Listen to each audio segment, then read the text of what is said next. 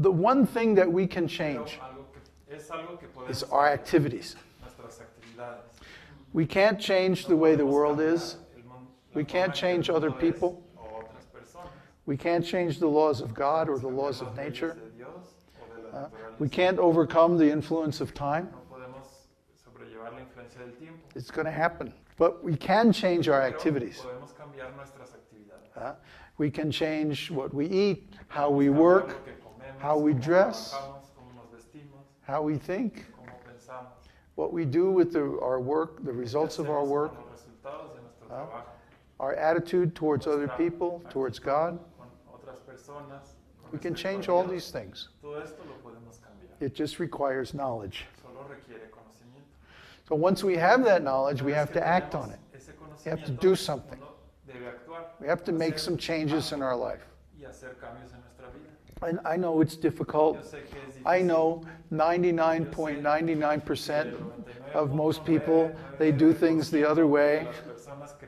I know because I was there too, remember? I started out just like you. I'm not any different from anybody else. So if I can make it, you can also make it. You can realize God in this lifetime through the power of His holy name. The holy name is what gives us the power to change all these things. Because we have the association of something pure. When we chant the holy name, God is directly present. I mean, God is present anyway, but usually we're not aware. So when we chant, then we become aware of God. And this is called God consciousness, which is enlightenment. I mean, I can't get over it. When I chant God's name, I mean, God's name is just the most amazing thing that I've ever experienced in my life. The holy name is just, it's so far beyond anything you can experience in life. I mean, I just can't say enough about how wonderful the holy name is. But to realize all these things, you have to chant purely. Means you have to clean up your act. You have to become pure. If you become purified, then the slightest impurity will become very noticeable. What was the example you gave? A smoker. When we become contaminated by the material consciousness, and our body also becomes contaminated by material substances, we can't sense impurities. Actually, they don't even bother us because our body is used to a polluted state. But when someone becomes very, very pure, I remember my guru.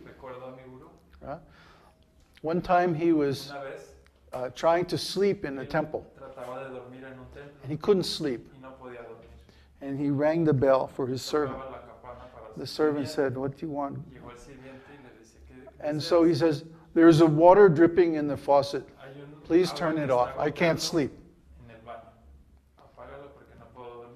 So they looked everywhere and they couldn't find any. They said, "We can't find any dripping faucet." He said, "I can hear it." You have to find it and stop it.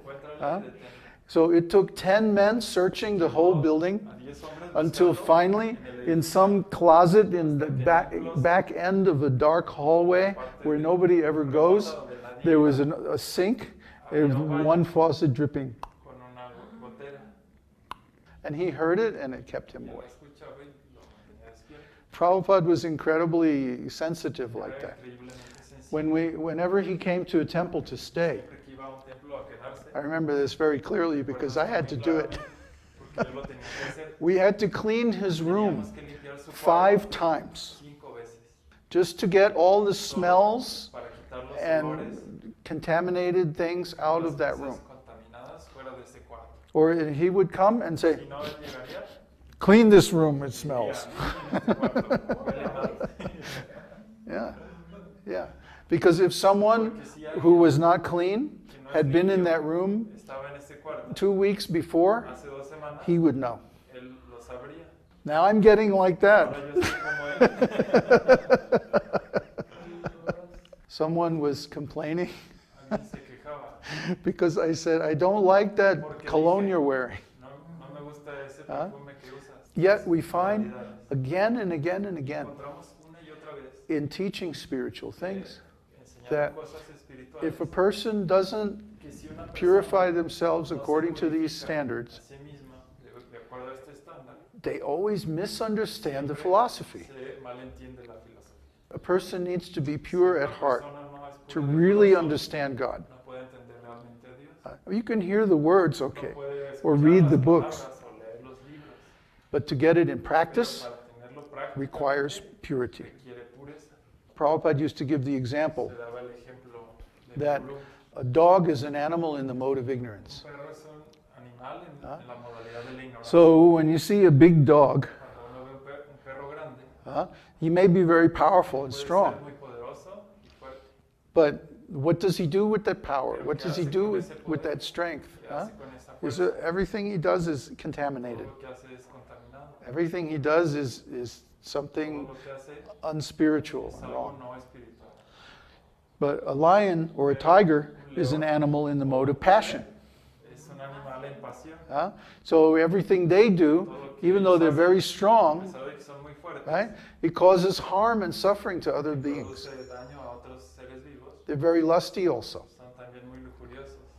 But a cow or a bull is an animal in the mode of goodness.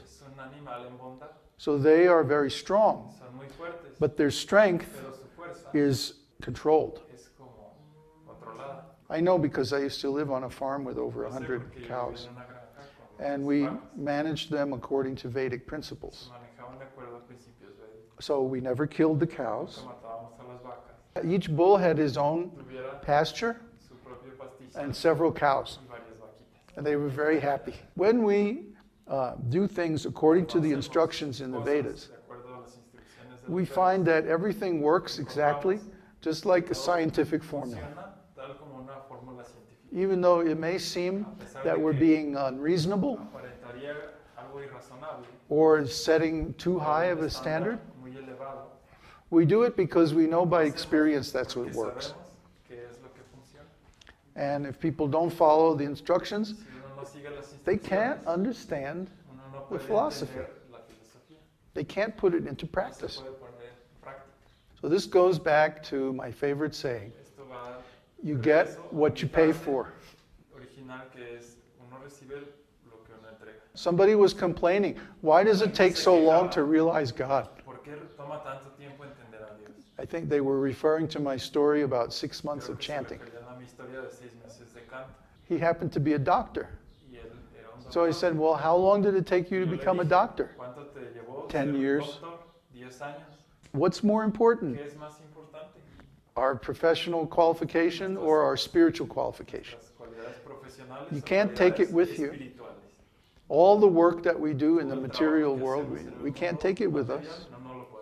So isn't it worthwhile to put our energy into something that we can take with us? That's going to be with us forever? That's going to determine our situation in the next life?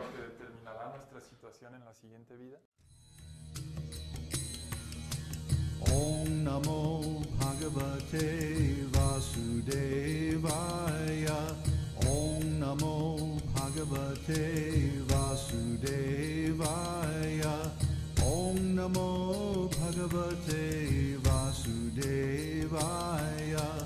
Om Namo Bhagavate Vasudevaya.